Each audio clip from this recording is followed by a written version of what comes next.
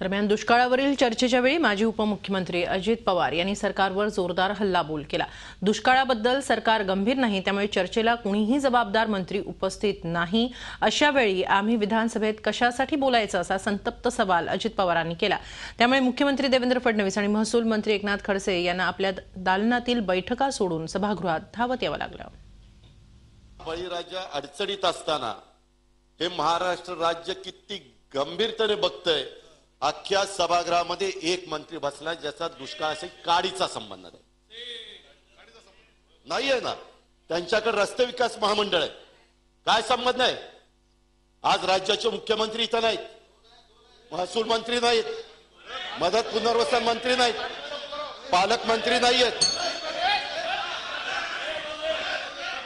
अरे तुम्हाला काही वाटायला पाहिजे, काय उठत सांगताय? ज्या जनतेने तुम्हाला निवडून दिले त्या जनतेचे प्रश्न ऐकून घेण्याची तुमची दानत नाही।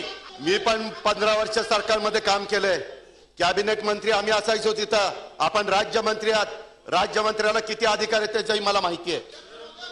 कशाचं काय लिहून घेताय? आम्ही काय गोट्या खेळायला आलोय काय? झी 24 तास रहा एक पाऊल पुढे।